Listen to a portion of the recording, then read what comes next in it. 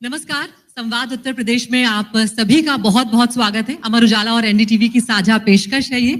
मैं हूं अदिति राजपूत। ये सेशन बहुत ही दिलचस्प होने वाला है क्योंकि इसमें हम जीवन की बात करेंगे, जिंदगी की बात करेंगे। जिंदगी जो बेहद खूबसूरत है, उतार चढ़ावों से भरी हुई है, खट्टे मीठे अनुभवों से भरी हुई है। और अक्सर हम जीवन की परेशानियों में इतना उलझ जाते हैं कि हंसना, मुस्कुराना, जिंदगी को जीना ही भूल जाते हैं। आज का हमारा जो विषय है, इस सब्जेक्ट का जो हमने रखा हुआ है, वो है सार्थक जीवन की बात, जिसमें हम समझेंगे कि जीवन को आसान या लेस कॉम्प्लिकेटेड कैसे रखें।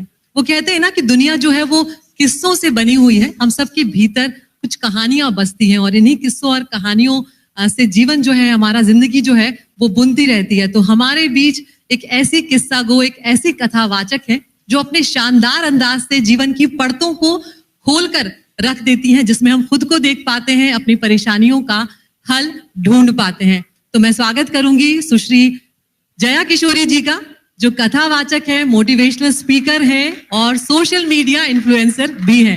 जोरदार तालियों के साथ एक बार जया किशोरी जी, बहुत बहुत स्वागत है आपका। Thank you. सबसे पहले तो यही जानना चाहेंगे कि वो क्या क्षण था, वो क्या वक्त था जब एक छोटी सी लड़की को ये लगता है कि उन्हें कथावाचक बनना है, क्योंकि घर में धार्मिक माहौल जो है वो बहुत सारे लोगों के घरों में होता है, लेकिन इस रास्ते को चुनना वो क्या चीज थी जिसने आपको प्रेरित किया? मैंने पहले भी बहुत कहा है कि मैंने इस रास्ते को नहीं चुना, इस रास्ते ने मुझे चुना। तो मैंने कभी सोच समझ के चीज नहीं करी थी। बचपन में मेरे लिए खेल था कि मुझे अच्छा लगता है गाना, तो मैं भजन गाती थी।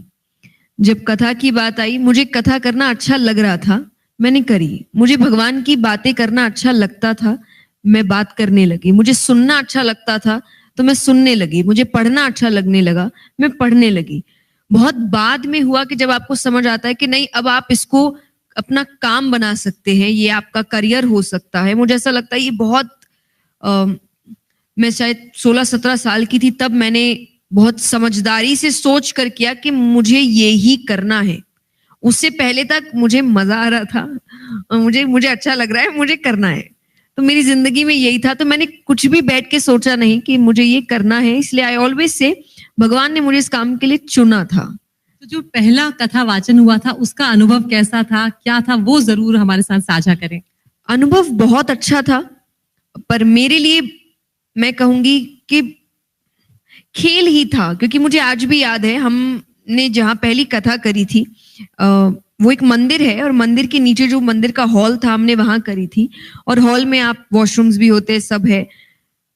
तो मुझे आज भी याद है कि जब ऑडियंस आने लग रही थी और बैठ रही थी, उससे थोड़ी देर पहले मुझे रेडी होने जाना था और उससे पहले मैं उन्हीं के बच्चों के साथ खेल रही हूँ उसी हॉल में। और जो ऑडियंस बैठी है, वो थोड़ी देर बाद सोच रही है कि ये तो वही है ना जो कथा करने वाले हैं। And I was jumping around, मैं खेल रही हूँ और थोड़ी देर बाद मैं कथा करने बैठ गई। तो जैसा मैंने कहा, मेरे लिए ये था कि मुझे अच्छा लगता है। मेरे लिए कभी नहीं था ये मेरा काम है, अब मुझे ऐसे रहना है, अब मुझे वैसे रहना है। और मैं आज तक वैसे कभी रह नहीं पाई। तो शायद इसलिए मुझे लगता है मैं थोड़ी डिफरेंट हूँ, कि लोग कहते हैं कि चाहे वो एक्सप्रेशन को लेकर हो, चाहे जॉलीनेस को लेकर हो, बट मैं बचपन से ही ऐसी हूँ। और मैंने इसको इस तरीके से देखा कि जब तक मुझे चीज अच्छी लग रही है और मैं उस खुशी से कर रही हूँ, शायद तभी मैं कनेक्ट कर पा रही हूँ लोगों से। बिल्कुल। और कि उनको कोई अपने जैसा बैठा दिख रहा है, कि कोई हमारे जैसा बैठा है, हमारी जैसी हरकतें हैं, बस बात थोड़ी अलग कर रहा है। तो अगर वो कर सकता है तो हम क्यों नहीं? तो उनका कनेक्शन या रिलेटेबिलिटी मुझसे ज्यादा बढ़ रही है इस वजह से। लोगों को लगता है कि अपने ही बीच से कोई उठकर गई है। एग्जैक्टली। एंड मैं बहुत खुश हूँ इस चीज के लिए कि वो ऐसा सोचते हैं मेरे लिए। बिल्कुल। एक चीज और है, ये पूजा पाठ और आध्यात्म को ये कहा जाता है कि ये तो बुढ़ापे की बात है, लेकिन आपको मैं देख रही हूँ कि आप लगातार एक मिशन पर है कि लोगों को आप आध्यात्म से जोड़े, पूजा पाठ से जोड़े। तो आप कितना जरूरी मानती हैं युवाओं के लिए, बच्चों के लिए, उन्हें आध्यात्म से जोड़ना या उन्हें अपनी जड़ों से जोड़ना? बहुत ज्यादा जरूरी है और युवाओं के लिए ही है। मुझे ऐसा लगता है कि ये हमने सोच लिया है कि ये बुढ़ापे के लिए है, पर ये बुढ़ापे के लिए है ही नहीं। क्योंकि शास्त्र आपको पढ़ाए जाते हैं कि जीवन जीना कैसे है, ये सिखाने के लिए। पढ़ आप तब रहे हैं जब आपका जीवन बचा ही नहीं है। तो इससे ज्यादा अजीब बात और कुछ हो नहीं सकती। मैं भले ही एक क्योंकि आप हर तरीके से बात करने की कोशिश करते हैं, चाहे वो थोड़ा सा आप इमोशनल भी कर रहे हैं, लोगों को हंसा भी रहे हैं। तो मैं एक बात कहती हूँ कि जब व्यक्ति बहुत बूढ़ा हो जाता है, उसके हाथ पैर ठीक से काम नहीं कर रहे हैं, तो वो कांपती आवाज में, कांपते हुए हाथ में कहता है कि अब भगवान को बुलाएंगे, और ऊपर भगवान कह रहे हैं कि अब हम बुलाएंगे। हो गया तुम्हारा टाइम खत्म बुलाने का, मेरा टाइम है बुलाने का। तो आप उस वक्त क्या कर लेंगे भगवान को बुला के?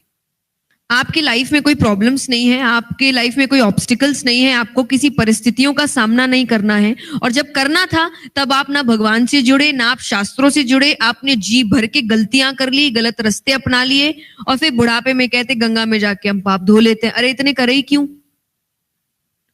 उसी वक्त भगवान से जुड़ जाते तो इतने पाप होते ही नहीं ना कभी। तो मुझे लगता है आध्यात्म, भगवान, डिवाइन कनेक्शन ये है ही युवाओं के लिए, क्योंकि हमें सबसे ज्यादा प्रॉब्लम है। और जैसे जैसे युवा बढ़ रहा है, आप देखेंगे एक्सपोजर्स बढ़ रहे हैं, तो उनके पास डिस्ट्रैक्शंस इतने हैं, कंपटीशन इतना है। आज के टाइम पे 99% कट ऑफ है। मुझे लगता है मेरा बच्चा जब आएगा तब क्या होगा, 100%। तो कितना कंपटीशन है उसके ऊपर, प्लस वो एक ऐसा है जो सबसे ज्यादा चेंज देख रहा है। उसके पेरेंट्स बिल्कुल अलग जनरेशन के हैं, जिन्होंने जो उस समय से है जब फोन निकला भी नहीं था, और आज की जनरेशन बिल्कुल अलग हो गई है। वो दो जिंदगियां जी रहा है, तो उससे ज्यादा कंफ्यूज तो कोई है ही नहीं। तो ऐसे को तो सबसे ज्यादा शास्त्रों की जरूरत है, और इनसे हम कह रहे हैं कि, और पेरेंट्स भी नहीं करने दे रहे। मैं कईयों को देखती हूँ जो मेरे पेरेंट्स को कह रहे हैं कि बहुत ज्यादा भक्ति में है, कहीं वैराग्य ना ले ले, शादी कर दो। तो जब बच्चा ही भक्ति में जाने लगता है, पेरेंट्स ही डर जाते हैं कि नहीं नहीं भाई ज्यादा भक्ति में ना चला जाए। फिर ज्यादा भक्ति में नहीं जाएगा तो ज्यादा गलत काम में जाएगा। अब आप चूज कर लीजिए आपको कहाँ भेजना है अपने बच्चे को। तो आपका कहना है कि जो इनर स्ट्रेंथ है वो आज के लिए लोगों में, युवाओं में, बच्चों में, सब में होना जरूरी है, और उसके लिए आध्यात्म जरूरी है। लेकिन इससे जुड़ा हुआ एक ये हो जाता है जया जी कि अब जो फैमिली के सेटअप है वो उस तरह के रहे नहीं। नौकरियों के लिए लोग अपने माता पिता को छोड़कर दूसरे शहरों में जा बसे, न्यूक्लियर फैमिली का सेटअप हो गया है, ज्वाइंट फैमिलीज रही नहीं है। तब सबसे ज्यादा असर अगर किसी पर पड़ा है तो वो बच्चों पर ही पड़ा है। माता पिता दोनों नौकरी कर रहे हैं, बच्चे को जैसे तैसे मैनेज हो रही है चीजें। वो आप जानती हैं कि घर और ऑफिस का वर्क बैलेंस बनाते बनाते, वर्क लाइफ बैलेंस जिसे कहते हैं, वो अच्छी खासी संघर्ष माता पिता का भी होता है। उस सब में तो बच्चों को इन सब में या आध्यात्म से जोड़ना या पूजा पाठ के लिए जोड़ने का वक्त नहीं है। लेकिन तब वो पेरेंट्स क्या करें, वो भी आप जरूर सुझाएं। देखिए, मैं ऐसा मान नहीं सकती कि किसी चीज का वक्त नहीं है। आज रात को आके पेरेंट्स बच्चों को बेड टाइम स्टोरीज सुना रहे हैं। सिंड्रेला, स्नो वाइट हटाइए और कृष्ण और राम की कहानियां सुनाइए, क्योंकि एक्चुअल लेसन्स उनको वहीं से मिल रहे हैं। तो आप मनगढ़ंत कहानियां उनको सुना रहे हैं, चीजें बना के सुना रहे हैं मॉरल सिखाने के लिए। यहाँ आपके शास्त्रों में इतनी कहानियां हैं, इतनी बातें हैं, इतने मॉरल्स हैं, लेकिन आप उसको सुना नहीं रहे। प्लस आप जब बच्चों को क्लासेस में भेज रहे हैं आज, क्योंकि पेरेंट पूरा दिन बिजी है, तो वो कोशिश कर रहा है पूरा दिन बच्चा फ्री ना रहे, तो कराटे क्लास भी भेज रहे, ये क्लास भी भेज रहे, वो क्लास भी भेज रहे। एक क्लास आप शास्त्रों की भी कर दीजिए ना। और आज तो है, सिखाया जा रहा है बच्चों को, कहानियों के तौर पे बताया जा रहा है। तो आप एक्स्ट्रा करिकुलर एक्टिविटीज तो करा ही रहे हैं ना, आप वो एक्स्ट्रा करिकुलर में क्यों नहीं स्पिरिचुअलिटी ऐड कर रहे हैं? तो करने वाला, सी टू बी वेरी ऑनेस्ट, करने वाला हर परिस्थिति में कर लेगा, नहीं करने वाले के पास 10 बहाने हैं। बिल्कुल। काम हमारे पेरेंट्स भी कर रहे थे। जब मैं हमेशा कहती हूँ कि आज भले ही बहुत चकाचौंध दिख रही है, पर मैं इतने हम्बल बैकग्राउंड से हूं कि सुबह खाया तो रात का पता नहीं है। मैंने वो समय मेरे पेरेंट्स को वैसे काम करते देखा है, उसके बाद भी उन्होंने मुझे वो सीख दी है, उसके बाद भी उन्होंने मुझे सत्संग से, अध्यात्म से जोड़ा है। तो आप अगर चाहें तो टाइम निकाल सकते हैं, लेकिन जो नहीं निकाल रहे हैं फिर वो आप 10 ब्लेम भी लगा सकते हैं, काम की वजह से, इसकी वजह से, उसकी वजह से, पर करने वाला निकाल लेगा, क्योंकि 24 घंटे ही भगवान ने सबको दिए हैं। करना तो आपको इसी में है सब कुछ। अब देख लो आपको कैसे करना है। बिल्कुल। एक और जरूरी मुद्दा यहाँ पर मैं देख रही हूँ, बहुत सारी महिलाएं हैं, परीक्षाओं का वक्त चल रहा है, और अक्सर हम देख रहे हैं कि बच्चे जो है अब दबाव आजकल उतना झेल नहीं पा रहे हैं, असफलता को वो सह नहीं पा रहे हैं, और कई बार वो ऐसे कदम उठा लेते हैं, जिंदगी खत्म करने जैसे कदम उठा लेते हैं। हम देख रहे हैं बहुत सारी घटनाएं अभी हो रही हैं जो माता पिता को बहुत डराती हैं, चिंता में डालती हैं। तो वहां पर ये जो बच्चे हैं जो जल्दी जिंदगी खत्म करना चाहते हैं या जल्दी निराश हो जाते हैं, वो क्या करें जो इन चीजों से डरे ना, क्योंकि जिंदगी बहुत बड़ी है, एक असफलता से कुछ फर्क नहीं पड़ेगा। बिल्कुल भी नहीं पड़ेगा। पर इसके लिए मैं 2-3 आपको तरीके बता सकती हूँ, सॉल्यूशंस है। First, spirituality. हम क्यों आपको स्पिरिचुअलिटी के लिए कहते हैं? क्योंकि आध्यात्म आपको सिखाता है कि जो भी चल रहा है परमानेंट नहीं है। अब कई बार लोग कहते हैं कि ये क्या सर के ऊपर से जाने वाली बातें हैं, जब लाइफ में रह रहे हैं तो ये संसार मोह माया है। देखिए, जब वर्ड्स बहुत हैवी होते हैं ना तो आपको ऐसा लगता है बातें हैं। ये आपको सिंपल बातों में सिखाया जाए कि कुछ भी परमानेंट नहीं है। आज जिस बात के लिए आप रो रहे हैं, 10 साल बाद उस बात पे आप हंसेंगे। जब मेरे मैथ्स के पेपर आए थे प्री बोर्ड्स में, मेरे ऐसे मार्क्स आए थे, मुझे ऐसा लग रहा था कि पता नहीं क्या हो गया, जिंदगी खत्म हो गई। और आज इतनी हंसी आती है कि क्या खत्म हो गई, कर लिया जो करना था, आगे बढ़ गई, जिंदगी अच्छे से निकल रही है, लाइफ अच्छे से चल रही है। और कई बार मैं ऐसे बच्चों को जाकर समझा रही हूँ जो सीए कर रहे हैं, एमबीए कर रहे हैं। तो आप अपनी लाइफ में कुछ ना कुछ कर ही लेते हैं, लेकिन उस वक्त आपको जब लगता है ना यही सच है, यही सब कुछ है, तब आपको लगता है कि यही सब कुछ है और ये चला गया तो बचा क्या। बट स्पिरिचुअलिटी सिखाती है सच तो कुछ है ही नहीं सिवाय ईश्वर के, और वहीं घूम के वापस जाना है। तो ये नाटक चल रहा है, पिक्चर चल रही है, आप एक्टर्स हैं, आपको रोल दिए गए हैं, पर आप अपने रोल अच्छे से निभाइए ताकि ऊपर जो डायरेक्टर बैठा है, जब ऊपर जाओ तो आपसे कहे कि आपने काम अच्छा किया, उनकी पिक्चर अच्छी चली, आपकी पिक्चर सुपर हिट रही। पर ये याद रखिए, पिक्चर चल रही है, सच नहीं है। खत्म करके एक दिन वापस अपने घर जाना है, लेकिन काम ऐसे करना है कि जब घर जाओ और उससे मिलो तो आंख मिलाने लायक रहो। बस इतना ध्यान रखो, बाकी सब अपनी मनमानी करिए आप। दूसरी समस्या ये भी है कि पेरेंट्स भी कई बार दबाव बनाते हैं। एग्जैक्टली, ये दूसरा ऑप्शन था उनको मेरा। लगता है कि दूसरे बच्चे का नंबर बहुत ज्यादा अच्छा आ रहा है, हमारे बच्चे का नहीं आ रहा है, तो वो धीरे धीरे अरे तुम्हारे ये नहीं आया, देखो तुम ये नहीं कर पा रहे हो। तो उसमें एक जो तुलना जब होने लगती है तो वो भी बच्चों को कहीं ना कहीं परेशान करती है, और वो उसका इम्पैक्ट जो है वो देखने को मिलता है। मैं फिर से कहूंगी, हर व्यक्ति अपनी जिंदगी में कुछ ना कुछ कर लेता है। आप किसी के साथ कंपेयर करके उसको उसके जैसा मत बनाइए। एक बहुत सुंदर बात पढ़ी थी मैंने कि अगर आपका बच्चा मैथ्स में अच्छा है और इकोनॉमिक्स में खराब है, तो इकोनॉमिक्स का ट्यूशन लगाने की बजाय मैथ्स में उसको और बेहतर ट्यूशन लगाइए। कि जिस चीज में वो बेहतर है मेहनत वहां करिए, जहां खराब है वहां उसको परेशान मत करिए, क्योंकि वो खराब है वहां पे। मुझे पता था मैं मैथ्स में अच्छी नहीं हूं, आप कितने भी ट्यूशन लगा दो मैं अच्छी नहीं रहूंगी, क्योंकि मेरी रुचि नहीं है वहां पर। तो मेरे पेरेंट्स बहुत जल्दी ये समझ गए थे कि इसकी रुचि वहां नहीं है, इसकी रुचि अध्यात्म में है।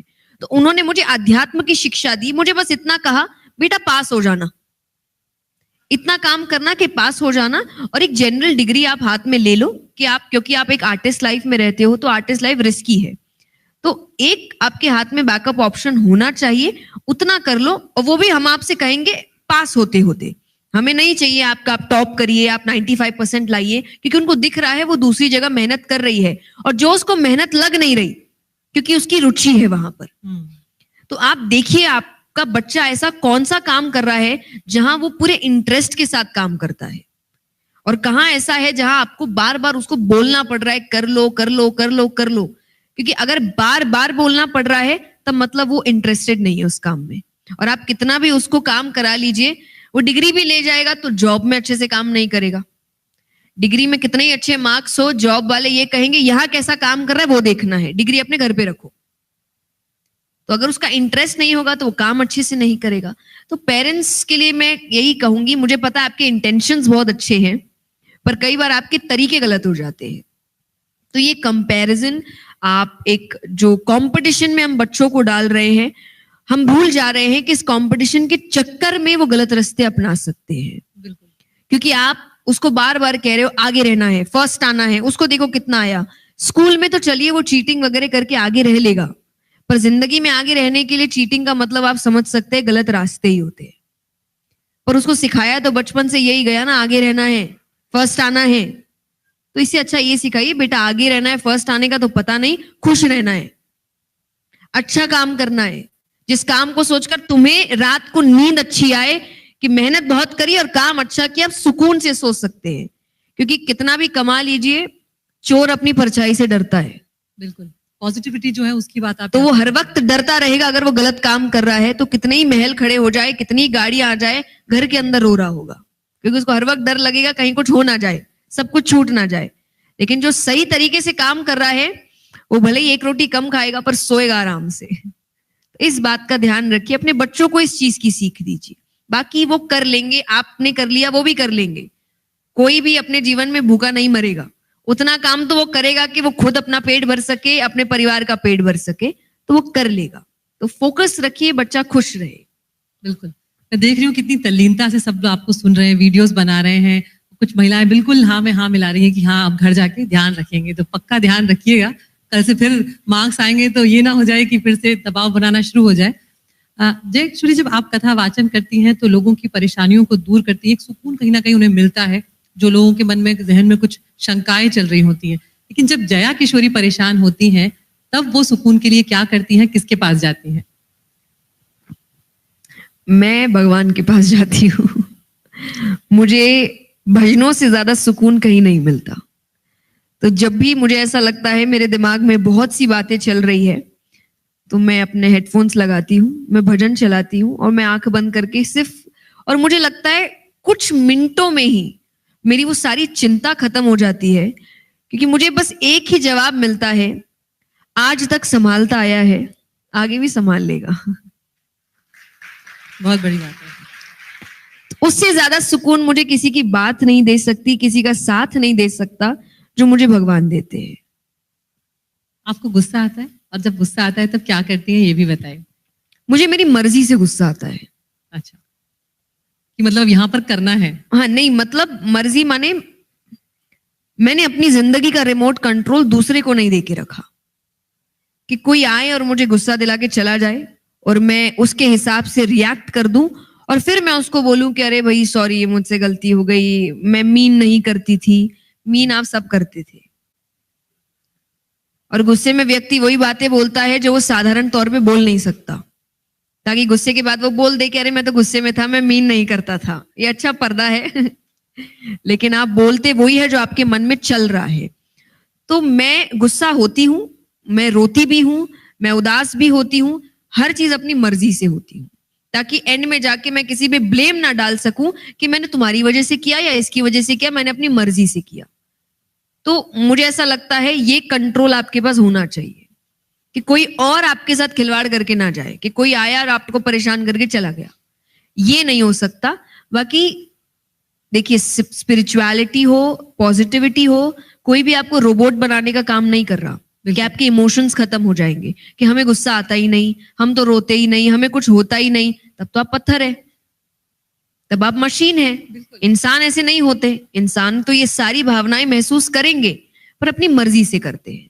तो मुझे रोना भी आएगा, अपनी मर्जी से आएगा कि मुझे किसी बात का कुछ, तो मैं अपने आप रो के थोड़ा ठीक करके फिर काम पे लग जाऊंगी। पर ऐसा नहीं कि कोई आएगा और मुझे रुला के चला जाएगा या मुझे सेल्फ डाउट में डाल देगा, तो वो नहीं होता। तो एग्जैक्टली गुस्सा आता है, क्या करती हूं, मैं शांत हो जाती हूँ, मैं किसी से बात नहीं करती, और कुछ घंटे मुझे ऐसा है कि, और मैं ये बोल के करती हूँ कि देखो छेड़ो मत मुझे, नहीं तो ठीक नहीं होगा। नहीं नहीं ठीक नहीं। और फिर मैं झूठ भी नहीं बोलूंगी, मैं ये कहूंगी, फिर मैं ऐसी ऐसी बातें बोलूंगी जो बिल्कुल सच होगी, और तुम्हें ऐसा लगेगा कि भाई धरती फटे और मैं अंदर जाऊं, क्योंकि बातें सच्ची होंगी जो तुम्हें चुभेगी। तो छेड़ो मत मुझे। तो मैं कोशिश कर, मैं ये इसीलिए करती हूँ क्योंकि मुझे ऐसा लगता है कि जब आप क्रोधित होते हैं, बात भले ही आप अपनी रख रहे हैं पर आपके तरीके बहुत गलत होते हैं, आपका टोन बहुत गंदा होता है, आप शब्दों का इस्तेमाल बहुत गंदगी का करते हैं, और वो याद रहता है। बिल्कुल, बहुत बड़ी बात। मुझे तो रहता है, मैं सालों तक बातें नहीं भूल सकती कि किसी ने इस तरीके से मेरी बेइज्जती करी थी या इन शब्दों का इस्तेमाल किया था। तो अगर मुझे लगता है कि कोई ना करे, पहला स्टेप बनता है मैं ना करूं।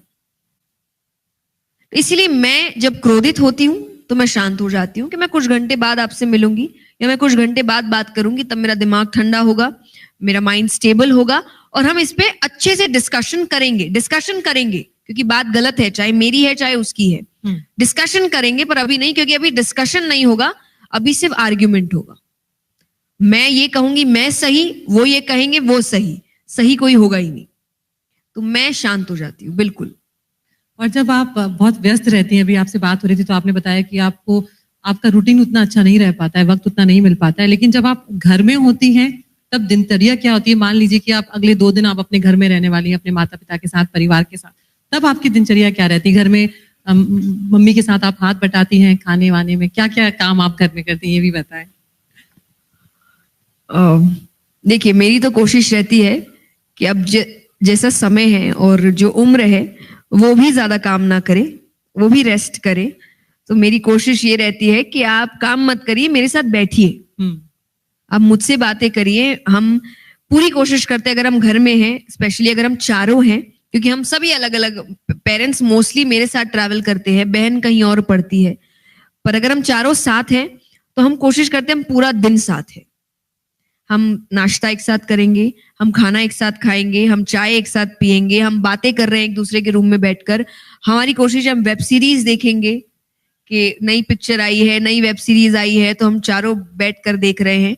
तो अगर घर पे है तो पूरा समय हम एक दूसरे के साथ हैं। ये मेरा यही हॉलीडे है। अभी और मुझे हॉलीडे भी कोई अगर पापा पूछते बेटा कहीं जाना है, मैंने बोला नहीं, सबको लाना है।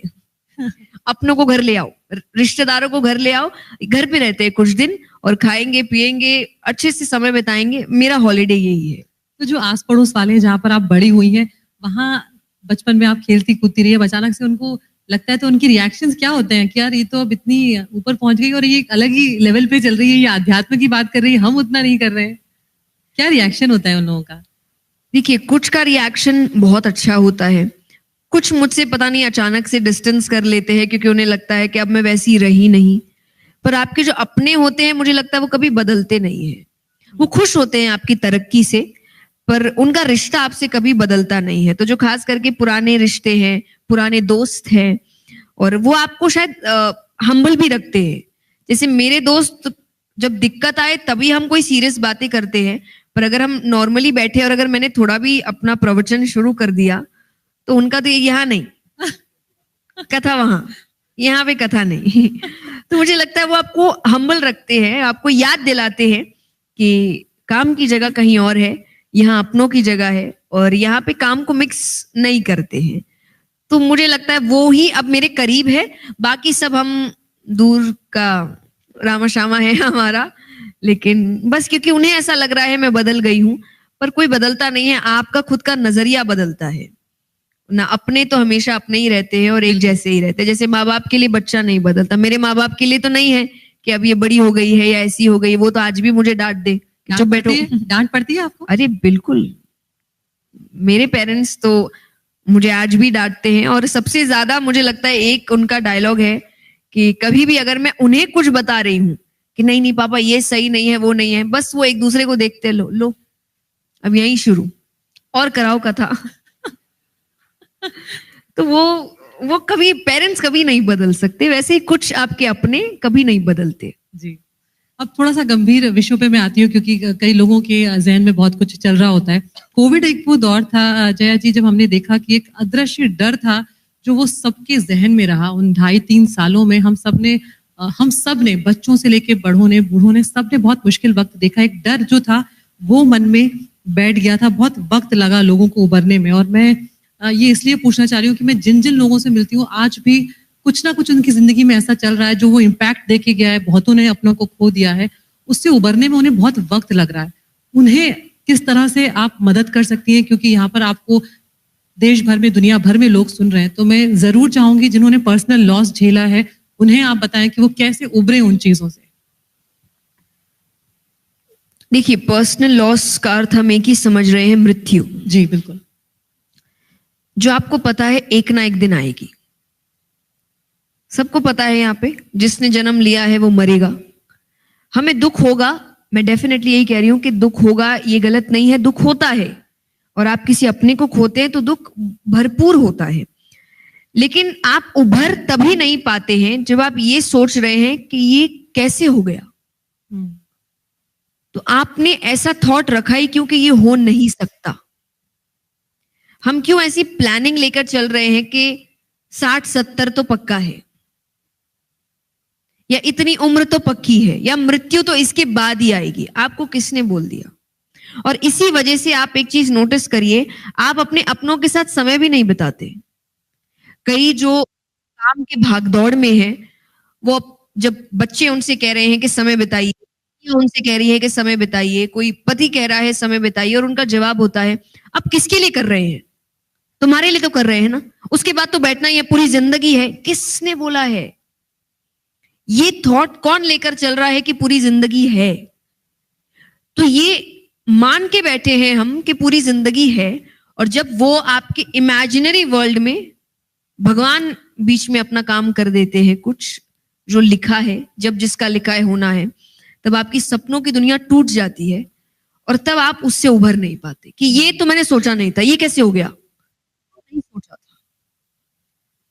श्री कृष्ण गीता जी में कहते हैं कि कुछ परिस्थितियां सहने के लिए है, आप कुछ कर नहीं सकते वहां पे, उनको आपको एक्सेप्ट करके चलना पड़ेगा कि कुछ भी हो सकता है, और हुआ तो मुझे उनको सहन करना पड़ेगा। और उनका एग्जाम्पल उन्होंने सीजन्स के लिए दिया कि कुछ परिस्थितियां ऋतुओं की तरह है, चाहे वो आप समर सीजन ले लीजिए, विंटर सीजन ले लीजिए, आप हटा मौसमों को, बस आप अपने लिए कुछ कर सकते हैं कि जिनको बारिश नहीं पसंद, जिसको ठंड नहीं पसंद, आप जैकेट ले लीजिए, जिसको गर्मी नहीं पसंद, आप एसी ऑन कर लीजिए, पर आप मौसम नहीं हटा सकते। तो जब आप ये एक्सेप्टेंस के साथ चलते हैं, और हम तो मृत्यु के बारे में बात ही नहीं कर रहे, मृत्यु के बारे में तो घर में कोई बात तो ये चुप करा देते हैं कि अरे अच्छा अच्छा बोलो, तो नहीं बोलने से आएगा नहीं क्या? कम से कम इस पर बात करो, प्रिपेयर्ड तो रहोगे आप कि कभी आसपास भी कुछ ऐसा हुआ तो आपके लिए वो एज अ शॉक नहीं आएगा। और प्लस जैसा मैंने कहा कि अगर आप बात कर रहे हो तो आपको रोजाना याद है कि मुझे मेरे अपनों के साथ समय बिताना है, रोज बिताना है, क्योंकि अगर ये चले गए तो वापस नहीं आएंगे। बिल्कुल, बहुत बड़ी बात हर है। चीज वापस आ जाएगी, मैं यहाँ सबसे कहूंगी। इसलिए मेरे लिए फैमिली बहुत इंपॉर्टेंट है, और कोविड से पहले से थी। मैं कोविड के पहले भी कई बार अपने आसपास वालों से कहती थी कि मैं अपना फैमिली टाइम हमेशा रखती हूँ, नो मैटर आप कितने बिजी है, क्या है, मेरे लिए वो एक मस्ट है, क्योंकि मेरा काम वापस आ सकता है, मैं पैसे वापस कमा सकती हूँ, मैं हर चीज वापस ले सकती हूँ सिवाय अपनों के। ये चले गए तो आप कितना भी कर लो, ये वापस कभी नहीं आएंगे। आपको डर लगा था कोविड टाइम्स में? कोई डिप्रेशन हुआ था? बहुत। मुझे ऐसा लगता है कि इतना ज्यादा स्ट्रेस मेरी पूरी जिंदगी में मुझे कोविड के टाइम ही हुआ था। और तब मुझे महसूस हुआ था कि मुझे ये लगता है कि मेरी स्ट्रेंथ मेरे पेरेंट्स है, पर मेरी वीकनेस भी मेरे पेरेंट्स है। मैं सब चीजों का सामना कर सकती हूँ, और उसका भी देखिए सामना तो करना ही है एक ना एक दिन, आपको पता है, और उसकी तैयारियां पेरेंट्स ही खुद करने लग जाते हैं, जब आपको अब अकेले परिस्थितियों का सामना करने भेज रहे हैं, अकेले इवेंट्स पे भेज रहे हैं, कि कहीं ना कहीं उनको है कि इसको संभालना अब आना चाहिए, कि किसी भी दिन कुछ हो गया तो इसको ऐसा ना लगे अब मैं क्या करूं। तो वो आपको समझ आ रहा है कि क्या चल रहा है, क्यों चल रहा है, पर फिर भी मुझे लगता है कि एक ही चीज है जो मुझे थोड़ा डरा सकती है, थोड़ा पीछे कर सकती है, मेरे माँ बाप, कि इनके साथ कुछ गलत नहीं होना चाहिए। बाकी मुझे लगता है मैं हर परिस्थिति का सामना कर सकती हूँ। बिल्कुल, और शायद हम में से कोई भी ऐसा नहीं होगा जिनकी स्ट्रेंथ और वीकनेस दोनों ही पेरेंट्स ही होते हैं, और जिन्होंने अपनों को खोया है उनके लिए मुश्किल भी होता है ये। यहाँ पर जया जी, हम यूपी में बैठे हुए हैं, आपने अभी श्री कृष्ण का जिक्र भी किया, यहाँ पर अभी रामलला की प्राण प्रतिष्ठा हुई है। आज के वक्त में राम के आदर्शों को कितना जरूरी मानती हैं आप, और क्या लगता है कि अब उन आदर्शों के साथ जिंदगी जी जा सकती है, संभव है? बहुत अच्छे से जी जा सकती है, क्योंकि श्री राम का, और श्री राम क्या, आप भगवान का कोई भी अवतार उठाइए, भगवान का पूरा जीवन आपको बताता है कि जीवन दुखों से, संकटों से, दिक्कतों से भरा हुआ है, फिर भी उनके चेहरे से मुस्कुराहट गायब नहीं होती। श्री राम का जीवन उठाइए, तकलीफें ही तकलीफें, सुख है कहां मुझे बताइए आप। पर क्या वो सुखी नहीं रहे? क्या वो मुस्कुराते हुए नहीं रहे? उन्होंने हर परिस्थिति को अच्छे से जिया। राजमहल में रहे तो राजमहल में भी खुश रहे, वनवास में रहे तो वनवास में भी खुश रहे। तो वो तो आपको सबसे पहले सिखा रहे हैं, जो हम आज मोटिवेशनल स्पीकर बन रहे हैं, ये बातें कर रहे हैं कि happiness is a choice, happiness is a mindset. अरे श्री राम ने सबसे पहले सिखाया है कि खुशी एक मानसिकता है, कि वो व्यक्ति, राजमहल है, वनवास है, परिस्थितियां विपरीत है, जो भी है, मुस्कुरा रहे हैं, शांत है, धैर्य के साथ काम कर रहे हैं। श्री कृष्ण पैदा नहीं हुए, मृत्यु सामने खड़ी है, पैदा होते ही माँ बाप से अलग कर दिया, वहां के माँ बाप से थोड़ा भाव बना ही था, फिर मथुरा ले आए, यहां थोड़ा बना, फिर गुरुकुल भेज दिया। यानी उनकी जिंदगी की कठिनाइयां खत्म ही नहीं हो रही। पर आप सबसे ज्यादा खुश अवतार देखिए तो कृष्ण अवतार है। तो कैसे कोई इंसान, कोई व्यक्ति इतनी दिक्कतों में भी खुश रह सकता है, ये आपको श्री राम और श्री कृष्ण सिखाते हैं। और अभी तो आपको सबसे ज्यादा जरूरी है, क्योंकि हर व्यक्ति की प्रॉब्लम यही है, उसके पास सब है, खुशी नहीं है। हम आज कहीं भी जा रहे हैं, क्योंकि हम इतनी जगह जाते हैं, और ऐसा नहीं सिर्फ ऐसे लोग आ रहे हैं जो बहुत मिडिल क्लास फैमिली से है, या जो जिनके पास कम है चीजें, मटेरियलिस्टिक चीजें, जिनके पास सब कुछ है, वो आ रहे हैं और कह रहे हैं कि जया जी सब है, खुश नहीं है। खुशी के लिए क्या करें बताइए। और तब हम उन्हें अध्यात्म से जोड़ते हैं कि देखिए सब कुछ मिल गया, फिर भी खुशी नहीं मिली आपको। यही बताता है कि खुशी चीजों में है ही नहीं। चीज आपके लिए है आरामदायक जिंदगी, वो चाहिए, सबको चाहिए, मेहनत करिए, काम करिए, पैसे कमाइए उसके लिए, पर याद रखिए ये मेरे जीवन को आरामदायक बनाने के लिए, खुश करने के लिए नहीं। वो तो मुझे अपने आप होना है, तो होने वाला हर परिस्थिति में हो जाएगा, नहीं होने वाला महल में भी रोएगा। तो ये एक मानसिकता है, ये सबसे पहले आपको श्री राम सिखाते हैं। तो श्री राम का चरित्र देखिए, कृष्ण का चरित्र देखिए, ये आपके जीवन में आपको इतना स्ट्रेंथ दे सकते हैं कि परिस्थिति कोई भी होगी, आप मुस्कुरा के सामने खड़े होंगे कि आने दो, देख लेंगे, जो होगा संभाल लेंगे। ये भगवान सिखाते हैं आपको। आप श्री कृष्ण से ज्यादा प्रेरित हैं, और अगर हम श्री कृष्ण, मेरे लिए सब एक है, सब एक है। मुझे ऐसा लगता है भगवान के सारे अवतार एक ही ने लिए हैं, अलग अलग समय में अवतार लिए हैं, अलग अलग चीजें सिखाने के लिए। कृष्ण सबके लिए ज्यादा प्यारे हैं क्योंकि पूर्ण अवतार है, बिल्कुल। उनके अंदर सब कुछ है, और कृष्ण का नाम ही है जो सबको आकर्षित कर ले। तो वो ऐसे भी सबके प्यारे होने ही चाहिए, क्योंकि उनका नाम ही ये बोल के रखा गया कि वो सबको आकर्षित कर लेते हैं। तो इसीलिए, पर देखा जाए तो सब एक ही है, कृष्ण ही राम है, राम ही कृष्ण है। समय समय की बात है कि मैं एक बात कहती हूं कि श्री राम आपको सिखाते हैं मर्यादा में रहते कैसे हैं, कि श्री राम आपको सिखाते हैं मर्यादा में रहते कैसे हैं, और श्री कृष्ण आपको सिखाते हैं कि मर्यादा में रखते कैसे हैं। पर दोनों अवतार तो एक ही के हैं, पर उनको पता था एक समय में रहकर सिखाना पड़ेगा, और एक समय ऐसा आएगा जब रहने से भी लोग नहीं समझेंगे, तब रख के समझाना पड़ेगा। तो वो आपको एक और चीज सिखाते हैं कि बदलाव ही प्रकृति का नियम है। तो ये आपको समझना पड़ेगा, नियम, चेंज ये जरूरी है। जैसे जैसे चीजें बदलेंगी, नियम बदलने पड़ेंगे।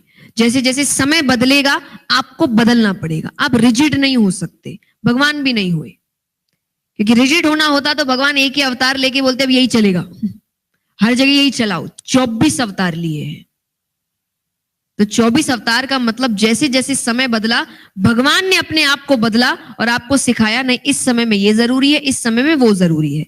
तो आप सभी अवतारों को लीजिए और समय अनुसार किस वक्त आपको किस अवतार से सीख लेनी है ये समझिए। तो मैं नहीं कहूंगी आप सिर्फ श्री राम को पढ़िए, आप श्री राम को पढ़िए, आप श्री कृष्ण को पढ़िए, आप वामन अवतार पढ़िए, आप नरसिंह अवतार पढ़िए, क्योंकि हर अवतार आपको सिखा रहा है किस परिस्थिति में क्या काम करना है। बिल्कुल, बड़ी बात है। जय जी, एक जिंदगी जो हम बात करते हैं जब उसकी, तो एक जैसी तो चलती नहीं है, उतार चढ़ाव आते रहते हैं, टेंशन आते रहते हैं, लेकिन जैसे ही परेशानियां आती हैं, हम कितने ही मजबूत हों, जरा सी परिस्थितियां अगर हमारे अनुरूप नहीं होती, अनुकूल नहीं होती है, तो हम सब टेंशन में आ जाते हैं, परेशान हो जाते हैं कि अब क्या करें। तो वो जो एक संतुलन बनाना चाहिए कि चाहे अच्छा वक्त हो चाहे बुरा वक्त हो, हमारा हैंडल करने का तरीका एक जैसा होना चाहिए।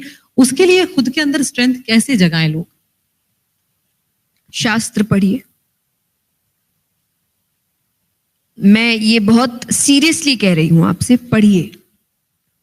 आपके जीवन में बहुत बड़ा बदलाव आएगा, क्योंकि वहां पे आपको पूजा पाठ नहीं सिखा रहे, जो एक हाइप क्रिएट किया गया है कि पूजा पाठ सिखा रहे हैं, आरती कैसे, वो आपको जीवन जीना सिखा रहे हैं।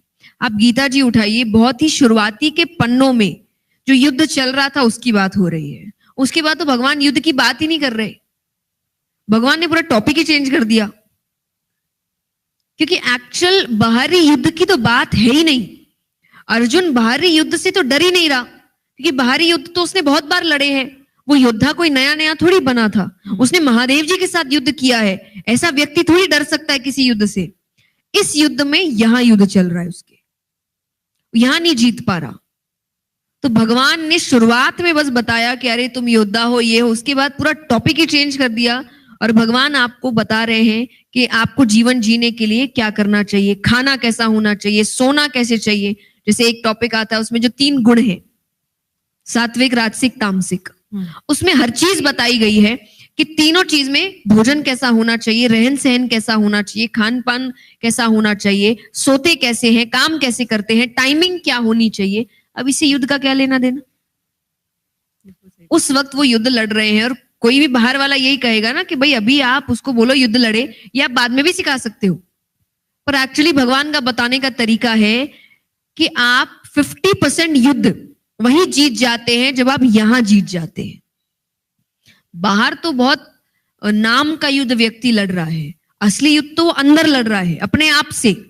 वो जिस दिन वो जीत गया ना, बाहर वालों को वो अपने आप हैंडल कर लेगा। आपने कोविड की बात की जी, कोविड में वैक्सीन निकल चुकी है, सब कुछ हो चुका है, still doctors are saying immunity is everything.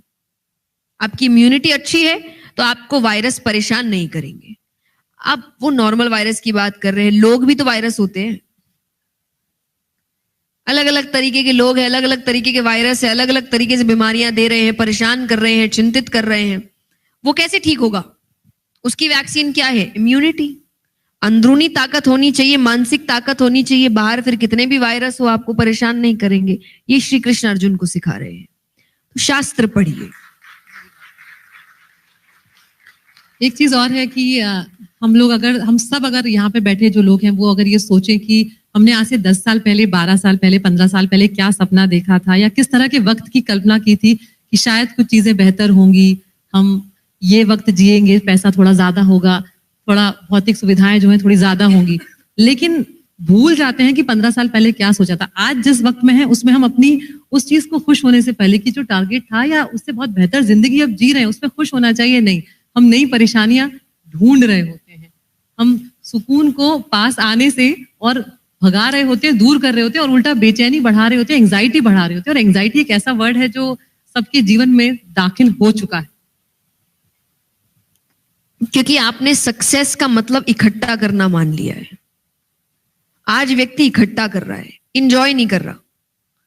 इसलिए मैंने कई बार लोगों को कहते हुए सुना है कि यार जब पैसे नहीं थे ना तभी सुखी थे, पैसे आने के बाद तो सुखी चला गया, चिंता ज्यादा हो गई है। क्यों? क्योंकि आप सिर्फ इकट्ठा कर रहे हो, पैसे का इस्तेमाल कर ही नहीं रहे, खर्च कर ही नहीं रहे। आप इतना कमा रहे हो, अपने ऊपर खर्चो ना,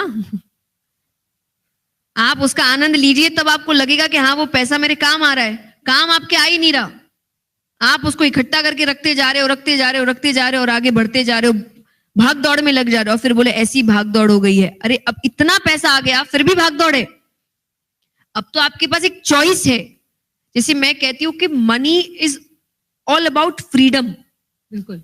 आज पैसा कोई भी इंसान को मैं इसलिए कमाने को नहीं कहूंगी कि आपको एक स्टेटस चाहिए, आप बाहर वालों को दिखावा करिए। ये एक चॉइस है कि उसके बाद आप अपने मन से छुट्टियां ले सकते हो, आप अपने मन से अपनी जिंदगी जी सकते हो, जो आप पहले नहीं जी सकते थे, क्योंकि आपके पास मन से जीने के लिए जो वेपन होना चाहिए वो था ही नहीं।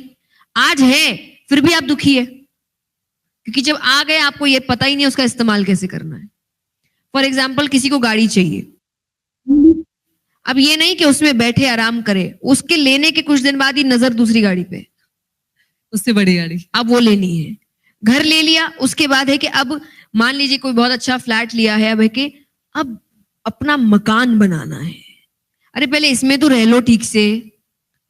और व्यक्ति क्या कहेगा, वो तो रह ही रहे हैं। नहीं, आपने माइंड में ऑलरेडी बना लिया ना एक गोल दूसरा, अब ये आपको इतना अच्छा नहीं लगेगा। अब एवरी टाइम आप ये सोच रहे हो कि उस तरफ कैसे बढ़ना है, तो आप तो एंजॉय नहीं कर रहे आपके पास जो है। और इसीलिए व्यक्ति उस भाग दौड़ में इतना स्ट्रेस और एंजाइटी में आ जा रहा है कि उसके पास जो है उसको उसका इस्तेमाल करना आ ही नहीं रहा। जैसे दिमाग, भगवान कहेंगे दिमाग दिया पर तुम इस्तेमाल कर नहीं रहे। और सनातन धर्म तो देखिए, आपको मैं कहती हूं, जिज्ञासा हमेशा कहता है, आइए आराम से, आप यहां देखो। कुछ नहीं हुआ, सबको मसाला चाहिए। हाँ,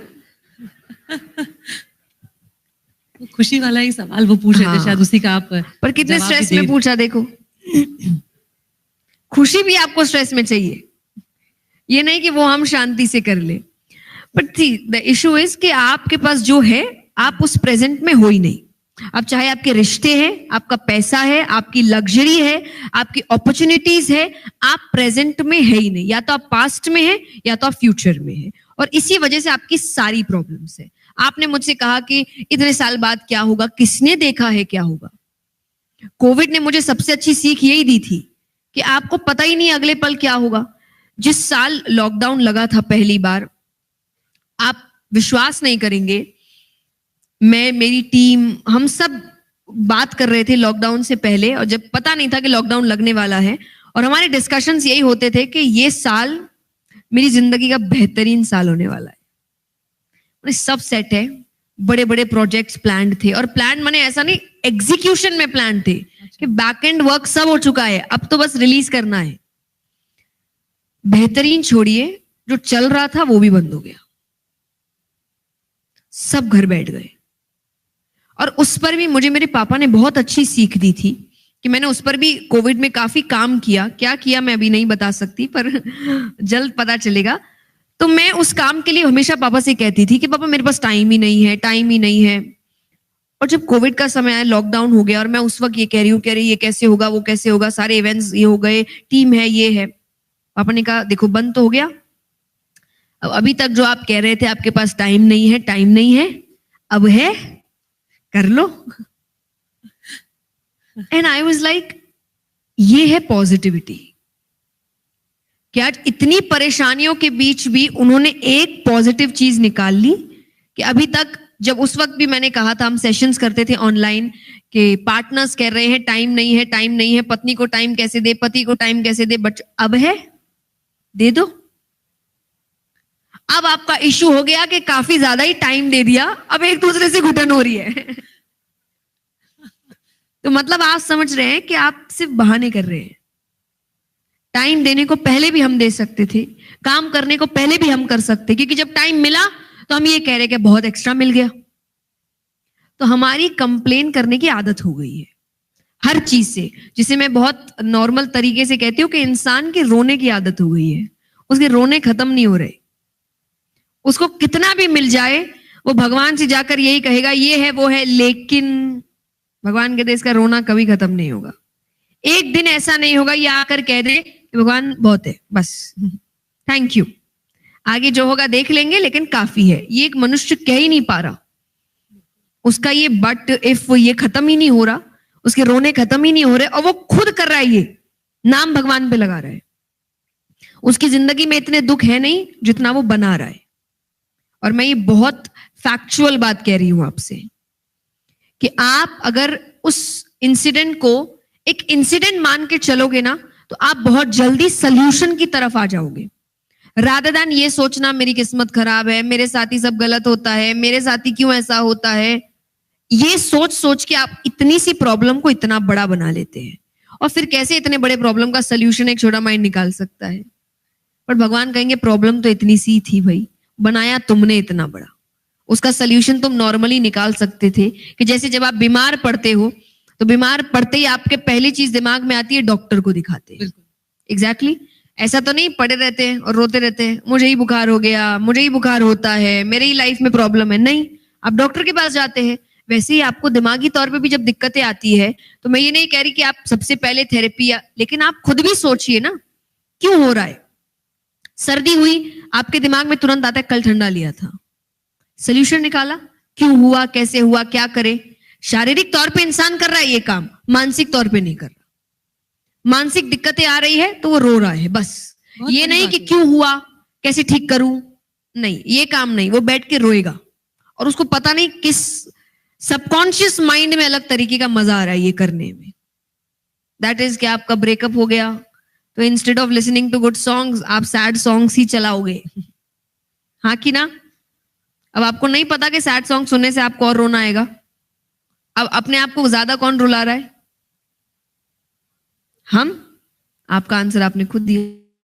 जय जी, ये और बताइए कि जब सब लोगों का एक उम्र के बाद लड़कियों को ऊपर एक दबाव आने लगता है, मैं आपसे जिक्र भी कर रही थी अभी कि कई मुझे लखनऊ में कम से कम मेरी 5-6 लड़कियों से ऐसी बात हुई, इन 2 दिनों में इतने ही लोगों से मैं मिल पाई जिनकी शादी नहीं हुई है और वो इस बात से परेशान है कि अब एक करियर हमने पकड़ लिया है, पता नहीं कैसा पार्टनर मिलेगा, पता नहीं कैसा क्या होगा। तो पहले मैं जया किशोरी से जानना चाहती हूँ कि क्या इस तरह की शंका या मन में एक विचार आपके भी आता है? आता है तो बिल्कुल आता है और लड़कियों को ज्यादा आता है, क्योंकि जब आप काम करने लगते हैं तो आप काफी उम्र तक एक तरीके की लाइफस्टाइल में जी रहे हैं जहां आपके पेरेंट्स आपको कभी भी रोक नहीं रहे किसी भी चीज के लिए। वो आपको सपोर्ट कर रहे हैं कि आप काम कर रहे हो, वो आपको नहीं कह रहे कि अरे भाई ये घर में ये शादी है तो काम रोक दो। जैसे मुझे आज तक मेरे पेरेंट्स ने कभी ये नहीं कहा कि घर में ये शादी है तो कथा नहीं करते हैं, ऐसा काम है तो ये डेट नहीं लेते हैं, कभी नहीं कहा। पर मुझे अभी भी डर लगता है जब मैं शादी के बारे में सोचती हूँ कि जब मैं दूसरे घर जाऊंगी और वो मुझे कह दे नहीं भाई ये काम है अभी इस डेट में मत लो, और मुझे ऐसा लगता है कि मुझे तो आदत नहीं है इस चीज की और सबसे बड़ी बात है कि मुझे इस चीज की आदत नहीं है कि कोई मुझे बताए। See, I am okay with being a family woman, but with my choice, not because someone is forcing me to do that. कि आज कोई अगर कहता है कि बच्चा होने के बाद आप बच्चे को संभालिए, बिल्कुल अगर मुझे लगा कि मेरी नीड है कि मुझे वो छोड़कर ये करना है, I will do that, but मेरी चॉइस होनी चाहिए। वो मुझे कोई जबरदस्ती ना कराए कि नहीं अब काम छोड़ो और ये काम करो, क्योंकि टू बी वेरी ऑनेस्ट वो एक ट्रॉमा क्रिएट करता है और जो मैं अपने बच्चे को पास ऑन करूंगी वो अभी किसी को समझ नहीं आ रहा, पर वो मेरे दिमाग में एक ट्रॉमा क्रिएट कर रहा है क्योंकि मैं कहीं ना कहीं दुखी हूं कि मेरे मन की चीज नहीं हो रही, मुझे जबरदस्ती कुछ कराया जा रहा है। भले ही एक 50% पार्ट जो मैं अपने बच्चे के साथ बिता रही हूँ वो बहुत खुशी का है, या अपनी फैमिली के साथ पति के साथ बिता रही हूँ बहुत खुशी का है, पर 50% दिमाग मेरा दुखी है और वो मुझे पता नहीं चल रहा। वो एक ट्रॉमा है जो मैं आगे जाके अपने बच्चे को या अपने आसपास के लोगों को पास ऑन करूंगी। इसलिए आप कई बार देखेंगे कि कई माताएं हैं, मदर्स हैं, जो अपने बच्चों को कुछ ना कुछ लड़ाई में ये बात बोल देती है कि हमने इतना छोड़ा है तुम्हारे लिए, हमने ये छोड़ा है तुम्हारे लिए, ये त्याग किया है तुम्हारे लिए। अब आपको पता है वो बच्चा सोच रहा है कि मुझे सुना रही है, नहीं, वो नहीं सुना रही है आपको, वो उसके अंदर का दुख है जो ऐसी सिचुएशंस में बाहर निकल जाता है, क्योंकि उसको आज भी दुख है इस बात का कि उसने वो चीज छोड़ा है, उसने अपने सपने छोड़े हैं और वो चीज बाहर निकलती है। तो मैं मदर्स को यही कहती हूं कि क्या आप चाहेंगी, और यहां जितनी मदर्स बैठी है प्लीज आंसर मी ऑनेस्टली, कि अगर आपने अपनी लाइफ में कुछ भी सैक्रिफाइस किया है, आप चाहेंगी आपकी बेटी वैसी जिंदगी जिए? कोई भी मुझे हाँ बोलते हुए नहीं दिख रहा है, इसका मतलब जो हुआ गलत था। That's all. मैं यहीं पे अपना आंसर हमेशा खत्म करती हूं कि आप एक औरत होने के नाते आपने जो भी किया आप समझ रही हैं वो अच्छा नहीं था और मैं कभी नहीं चाहूंगी मेरी बेटी वो करे, इसका मतलब वो सही नहीं है। और अक्सर हम देखते हैं कि क्योंकि जो हाउस मेकर्स होती हैं जो बाहर नहीं जा रही हैं, चाहे वो बाय चॉइस हो या वो बाय फोर्स हो, लेकिन वो घर ही घर में उनके ऊपर सारा बोझ एक जो आ जाता है, मानसिक तनाव आ जाता है, फिर आखिरी में ये सुनने को मिलता है कि घर में ही तो रहती हो, करती क्या हो। देखिए ये मुझे अच्छा नहीं लगता, और मुझे क्योंकि मैं हमेशा इक्वालिटी की बात करती हूँ कि दोनों तरफ है, ना बाहर का काम आसान होता है ना घर का काम आसान होता है। बिल्कुल। और कोई भी इंसान अगर दूसरे काम को इस तरीके से डिसरिस्पेक्ट कर रहा है, करके देखिए प्लीज, कि अगर पुरुषों को ये लग रहा है घर का काम बहुत आसान होता है, प्लीज करके देखिए और कई बार जो हाउस मेकर्स हैं वो कई बार अपने हस्बैंड्स को भी कई बार कि आप तो भाई एसी के ऑफिस में बैठते हैं, आपको क्या ही करना पड़ता है। करके देखिए, दोनों काम बहुत टफ है, दोनों काम में बहुत मेहनत है। और आज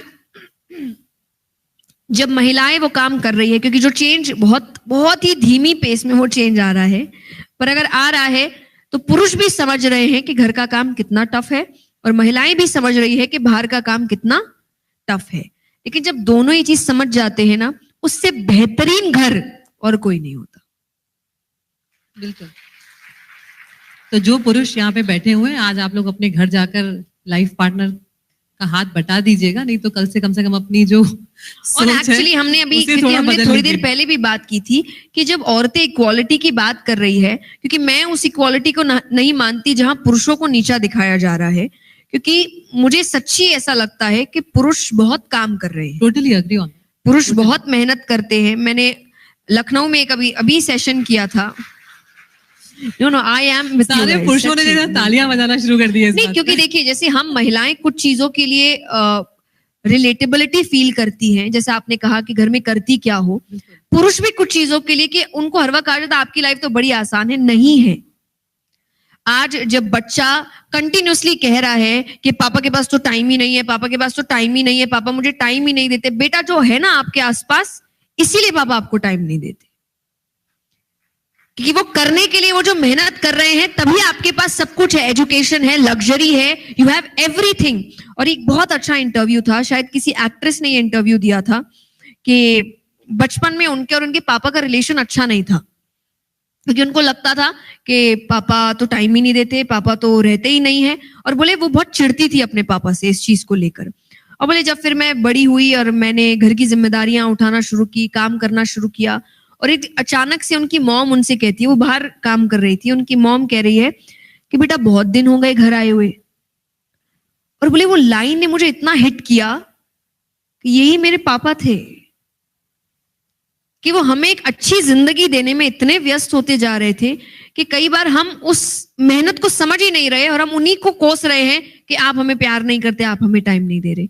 पर उनका प्यार एक अलग ही प्यार है कि जो आपके लिए, और छत जब तक रहेगी तब तक सब सही रहता है, बाकी अंदर आप छुटपुट काम करते रहेंगे, लेकिन छत चली गई तो सब चला गया।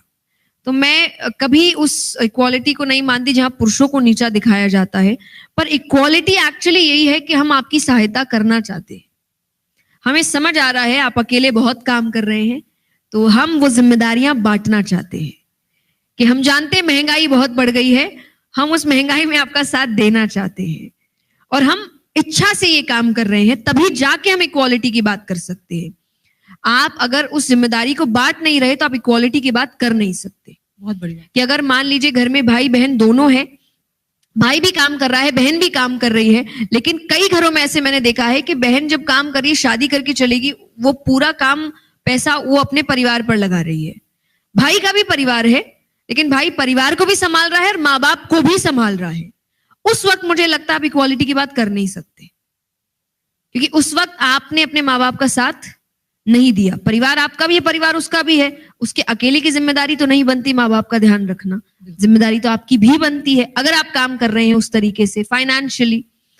So it's all about equality is कि हम आपका हाथ बटाना चाहते हैं, आपकी लाइफ को आसान करना चाहते हैं, और ये हम तब तक नहीं कर सकते जब तक आप साथ नहीं देंगे। एक टीम की तरह, जिस तरह से एग्जैक्टली ये टीम है, करना परिवार, औरत और पुरुष अगर एक साथ मिलकर काम करेंगे तो जितना बड़ा बदलाव आप दुनिया में ला सकते हैं, उतना ना अकेला पुरुष ला सकता है ना अकेली महिला ला सकती है। दोनों को मिलना पड़ेगा, तभी जाके समुद्र मंथन होगा, तभी अमृत निकलेगा। तो जब इतनी बात हो ही गई है कि एक टीम की तरह काम करना है, तो क्या आपने कुछ सोचा है? हालांकि सोचने से कुछ होता नहीं है, लाइफ में जो होना है वो होता है, but is there any imagination for you, for your life partner? बहुत कुछ तो नहीं सोचा, पर आई थिंक बहुत ही बेसिक चीजें होनी चाहिए, क्योंकि मुझे ऐसा लगता है कि जब मैं अपने बारे में बात करती हूँ तो मुझे 22 साल हो चुके हैं काम करते हुए, मैं एक लाइफस्टाइल में जी रही हूँ, तो मुझे लगता है कोई ऐसा होना चाहिए जो इस लाइफस्टाइल को समझे, जो इस मेहनत को समझे, जो इस पैशन को समझे, क्योंकि it's not about money, it's about my freedom, my choice, my happiness. और जो इन चीजों को समझ सकता है, शायद उसी के साथ मैं जिंदगी बिता सकती हूँ, वरना मैं उसके बिना भी खुश हूं। मुझे ऐसा नहीं लगता कि मेरे लिए एक नेसेसिटी है ये। तो इसीलिए मैंने थोड़ी देर पहले भी कहा, मेरे लिए मैरिज एक चेकलिस्ट नहीं है कि इतनी उम्र हो गई कर लेते हैं। मेरे लिए मैरिज एक बहुत बड़ी चीज है, और जो मुझे जिसकी बहुत खुशी है, मुझे शादी बचपन से बहुत पसंद थी। अच्छा, आज हम दोस्त जब एक साथ बैठते भी हैं तो हम कहते हैं कि मैंने धोखा दे दिया, कि मैं स्कूल में हमेशा कहती थी कि 20 to 23 में तो आई विल गेट मैरिड, मुझे करनी है शादी, मुझे शादी बड़ी अच्छी लगती है। पर जब आप धीरे धीरे लाइफ समझते हैं और आपको समझ में आता है कि शादी सिर्फ वो 3-4 दिन का फंक्शन नहीं है जहां आप नाच गाना कर लिया और अच्छे अच्छे कपड़े पहन लिए और जेवर पहन लिए। It's about spending life with someone for 50 to 60 years in a room. ये बहुत बड़ी बात है। तो इसका फैसला बहुत सोच समझ के होना चाहिए। तो आप उसकी इज्जत करें, वो आपकी इज्जत करे, आप उसकी भावनाओं को समझे, वो आपकी भावनाओं को समझे, और आप ये माने कि हम दोनों की जिम्मेदारी है एक दूसरे की जिंदगी को साथ लेकर चलना, ना कि किसी एक की कि मैं उसको बेहतर करूं, जाके उसकी लाइफ सुधारूं। सबकी लाइफ में बहुत प्रॉब्लम है भाई, आप अपने आप को सुधारिए, मैं अपने आप को सुधारती हूँ, दोनों अच्छे बन के मिलते हैं। वही बड़ी बात है। अपने पेरेंट्स के बारे में बताइए कि क्या पेरेंट्स आपकी शादी को लेकर परेशान होते हैं, या लगता है कि ये छोड़कर चली जाएगी या दूर हो जाएगी, ऐसे कुछ उनके मन में डाउट्स रहते हैं? तो हर पेरेंट को होता है, पर हम वही डिस्कशन करते रहते हैं कि नहीं नहीं, जहाँ शादी होगी उसके बगल वाला फ्लैट मम्मी पापा का होगा। बट आई थिंक मैं इस चीज को लेके काफी सीरियस हूँ, क्योंकि जैसा मैंने इक्वालिटी की बात की, हम 2 बहनें हैं, और मुझे ऐसा लगता है कि अगर लड़कियां ये जिम्मेदारियां उठाना शुरू करेंगी, तभी जाकर पेरेंट्स बोलेंगे कि बेटा हो या बेटी हमें कोई फर्क नहीं पड़ता। पर अगर मैं उनकी जिम्मेदारी नहीं उठाऊंगी तो हर माँ बाप को लगता है बुढ़ापे में कोई तो साथ होना चाहिए ना, तो इसीलिए फिर उनको लगता है बेटा होना चाहिए। पर मुझे नहीं लगता कि ये भेदभाव भगवान ने किया था। काबिल दोनों ही हैं और जिम्मेदारियां दोनों ही उठा सकते हैं और उठाते हैं। बिल्कुल। तो मुझे है कि मुझे पूरी जिम्मेदारी उठानी है, हमेशा उठानी, क्योंकि उन्होंने हमें इस लायक बनाया है। तो हमारा अब फर्ज बनता है कि उनकी जिंदगी के कुछ साल में हम उनको वो बेहतरीन साल दे, कि उन्होंने पूरी जिंदगी हमें दे दी है, तो कुछ साल तो हम अपने पेरेंट्स को जरूर दे सकते हैं। तो ये मैं काफी सीरियस हूँ इस चीज को लेकर। बाकी मुझे लगता है मेरे पेरेंट्स समझ चुके हैं कि उनको भी अब आसपास ही रहना पड़ेगा, वरना मैं शायद ठीक से काम नहीं कर पाऊंगी। और बाकी शादी के लिए वो मुझे फोर्स बिल्कुल नहीं करते। आई am very happy with that. वो मुझे हमेशा कहते हैं करो अपने मन से, नहीं करो अपने मन से, हमें बस एक ही चीज है बेटा, खुश रहो, हमें इससे ऊपर और कुछ नहीं चाहिए, तुम्हें खुश देखना ही हमारे लाइफ का गोल है। एक चीज और बताइए कि आपने अपनी बहन का जिक्र किया, जब बहनें घर में होती हैं तो वो कपड़ों को लेकर, गहनों को लेकर या जूतों को लेकर झगड़ा होता है। जया किशोरी जी का भी अपनी बहन के साथ झगड़ा रहता है इस बात को लेकर, कौन जीतता है? मतलब मुझे ऐसा लगता है ऐसा तो नहीं आप सोशल मीडिया इन्फ्लुएंसर है तो आप दबाव बना के आप जीत जाती है कि नहीं नहीं ये तो मैं ही पहनूंगी? नहीं, जीत तो मैं जाती हूँ क्योंकि मैं बड़ी बहन हूँ। तो एक मुझे ऐसा लगता है मैं थोड़ा सा अपने लिए एक एक्स्ट्रा फेवर लेकर चलती हूँ कि मैं बड़ी बहन हूँ। दूसरा, मैं हमेशा, जो आपने कपड़ों की बात की, मैं तो अपनी बहन को हमेशा कहती हूँ कि भाई देखो, ये चीज के लिए तुम्हें जिंदगी भर डेट में रहना पड़ेगा कि तुमने अधिकतर मेरे ही कपड़े पहने हैं। और उसकी एक प्रॉब्लम है कि जब हम शॉपिंग करने जाते हैं ना, तो जब मैं कपड़े खरीद रही हूँ और हम हमेशा कहते हैं कलर में अलग ले लेंगे, और उस वक्त उसको लगता है नहीं नहीं नहीं नहीं। जब हम घर आते हैं, मतलब ऐसा भी नहीं 1-2 दिन आगे, घर आते ही उसको मेरा कपड़ा अच्छा लग रहा है, और फिर उसको लगने लगता है कि नहीं नहीं इसकी मैं ऑल्ट्रेशन ठीक कर लेती हूँ, मैं ये कर लेती हूँ, और मुझे ऐसा लगता है ये तुम्हारा है नहीं। तो आज भी मैं जब उसके घर, अब क्योंकि वो अलग रहती है, पढ़ाई कहीं और करती है, और मैं उसके घर जाती हूँ ना, मुझे कितनी बार मैं उसका कबर्ड खोलती हूँ और मुझे मेरे कपड़े दिख रहे हैं, और मुझे लगता है ये यहाँ कैसे आया, एंड उसका मतलब कि आंखों में मस्ती दिख जाती, मुझे तो नहीं पता, मम्मी ने दे रखा होगा। तो वो सारी चीजें उसके पास जाती रहती है। तो वो प्रॉब्लम हमारे झगड़े बस इतने ही होते हैं कि मेरा कपड़ा, मेरी चप्पल, मेरे इयररिंग्स, मेरा ये, मेरा वो। बाकी झगड़े आई थिंक हमारे अब खत्म हो चुके हैं, वो एज हो गई है कि अब वो और नहीं झगड़ते। बस कपड़ों का लड़ाई हमें लगता है ये एंड तक रहेगा। कोई ऐसा इंसिडेंट याद है जब आपने एक दूसरे को, चाहे उन्होंने आपको या आपने उनको, बचाने के लिए या कुछ करने के लिए पापा मम्मी से झूठ बोला हो? बताने जैसी बात है, मतलब मैं ऐसी कोई बात नहीं पूछ रही। हाँ हाँ, बहुत रिसेंटली बोला था मैंने कि कुछ, और मैं वो पूरा इंसिडेंट नहीं, पर मुझे ऐसा लगता है, देखिए बड़े भाई बहनों का काम है ये।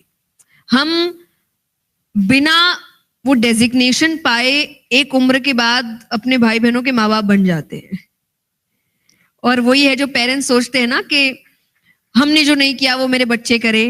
भाई बहन, बड़े भाई बहन सोचते हैं हमने जो नहीं किया वो हमारे भाई बहन करे। तो चाहे उसके लिए ट्रिप्स हो, स्कूल ट्रिप पे जाना है, कॉलेज ट्रिप पे जाना है, तो मेरा तो हमेशा से एक ही वेपन होता था पेरेंट्स के सामने, मैं तो नहीं गई, वो जानी चाहिए। तो पापा को हमेशा लगता था ये इमोशनल अत्याचार मुझे समझ नहीं आता कि हमेशा मैंने नहीं किया, क्योंकि मैंने काम काफी पहले शुरू किया। तो मैंने वो, मुझे लगता है मैंने पूरी कॉलेज लाइफ अपनी मिस करी है। मैंने वो छोटी छोटी चीजें मिस करी है, और आपको एक ना एक टाइम तो मिस करना पड़ता है, क्योंकि मैंने उस वक्त मेहनत की तो मैं अभी अपने हिसाब से जिंदगी जी रही हूँ, मेरे दोस्त अब मेहनत कर रहे हैं। तो एक ना एक टाइम तो आपको सैक्रिफाइस करना पड़ता है अगर आपको कुछ एक्स्ट्रा ऑर्डिनरी करना है तो, कि जिसे हम कहते हैं कि कुछ पाने के लिए कुछ खोना पड़ता है। बस आपको ये याद रखना है कि जो पा रहे हो उसके सामने वो खोई भी चीज इतनी महत्वपूर्ण ना लगे। तो मुझे नहीं लगती, मुझे अगर कोई कि आपने ये खो दिया, मुझे चलता है मैंने खो दिया, क्योंकि जो है मेरे पास वो मेरे लिए बहुत कीमती है, और उसके लिए वो चीज मैं बार बार खो सकती हूँ। सब लोग मुस्कुरा रहे हैं, सब कुछ कर रहे हैं, लेकिन बीच में एक बार जोरदार तालियां हो जाए। आप सब लोग बहुत एंजॉय कर रहे हैं उनको, और मैं कोशिश कर रही हूँ कि ऐसे सवाल हो जो जिसका कहीं ना कहीं सबके लिए कोई ना कोई जवाब निकले। जया किशोरी जी, ऐसा करते हैं थोड़ा सा रैपिड फायर भी शुरू कर देते हैं, जैसे वो छोटे छोटे आजकल इंस्टेंट चीजों का जमाना है, तो हाँ। कुछ ऐसे शब्द या ऐसे वाक्य मैं दूं जिसमें आप जवाब दें, अगर किसी को सॉल्यूशन मिलता है तो। देखिए, मैं अच्छे जवाब नहीं दे सकती हूँ क्योंकि मैं स्पिरिचुअलिटी में बिलीव करती हूँ और हम इंस्टेंट चीजों पे बिलीव नहीं करते। You should take your time. तो आई थिंक मैं इसमें खराब हो सकती हूँ। आप अपना टाइम लीजिएगा। Okay. बिल्कुल। बहुत गुस्सा अगर आता है तो क्या किया जाए? शांत हो जाइए, आप तुरंत रिएक्ट मत करिए, ये सबसे बेस्ट है। रिएक्ट उस वक्त बिल्कुल मत करिए कि वो रिएक्शन बहुत खराब हो सकता है, बहुत एक्सट्रीम हो सकता है। तो मैं अभी रिएक्ट नहीं करूंगी, इसके ऊपर बाद में बात करेंगे। बहुत सारे लोग ऐसे हैं, बहुत सारे युवा ऐसे हैं जो ये तय ही नहीं कर पा रहे हैं कि करना क्या है। तो वो एक फोकस, वो कंसंट्रेशन, थोड़ा वक्त लेकर एक फैसला लेना, उसके लिए क्या कोई मदद, कोई टिप ऐसा आप देना चाहेंगे जो उन्हें थोड़ी मदद मिल जाए? जैसा आपने जो कहा, समय लेकर, हम जो एक इंस्टेंट दुनिया में चल रहे हैं ना कि हर चीज हमको 2 मिनट में चाहिए। आज भगवान से भी चीजें 2 मिनट में ही मांग रहे हैं, अभी दे दो, अभी दे दो, अभी कर दो, भगवान जी अभी कर दो। और भगवान भी ऊपर कहते होंगे रुक जा भाई। मुहावरे नहीं सुने या वाक्य नहीं सुने कि भगवान के घर में देर है अंधेर नहीं। तो देर है, और देर का मतलब है धैर्य, कि भगवान अपने समय पर चीजें देते हैं, पर हमको हर चीज इंस्टेंट चाहिए। ये करना बंद करिए। तो हम बहुत चीजें, बहुत, चाहे रिलेशनशिप को लेकर हो, चाहे करियर को लेकर हो, हम बहुत इंस्टेंट काम कर रहे हैं। अच्छा लगा, सब हुआ, चलो ये हुआ, कर लेते हैं, और फिर जब प्रॉब्लम्स आती है तब वो करियर छोड़ देते हैं। 1 छोड़ा, 2 छोड़ा, 3 छोड़ा। आपको पता है आपका सेल्फ कॉन्फिडेंस कितना घट रहा है इस चीज में। बिल्कुल। इससे अच्छा आप टाइम लीजिए, आप मंथ्स लीजिए कि नहीं मैं हर चीज देख लूं, एडवांटेजेस, डिसएडवांटेजेस, क्या सही है क्या गलत है, उसके बाद मैं कोई प्रॉपर फैसला लूं।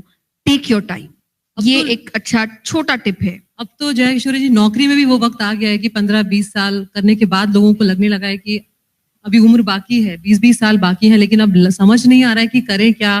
तो एक ऐसा लग रहा है कि उम्र हो गई, वो डर मन में आ गया है कि ऐसा तो नहीं कि अगर कोई नया फैसला ले या कोई नया डिसीजन ले तो उसमें हम फंस जाएं या कुछ कर नहीं पाए। तो वो रिस्क लेने में जो लोग डरते हैं, जैसे आपने कहा कि थोड़ा वक्त लेके सोचें, देखा जाएगा जो होगा। रिस्क लेने में डर रहे हैं मतलब आप उस काम से प्यार नहीं करते। क्योंकि अगर आप प्यार करते हो तो फिर आप, क्योंकि एडवांटेजेस और डिसएडवांटेजेस तो हर जगह है, फायदे तो हर जगह नहीं मिलेंगे आपको।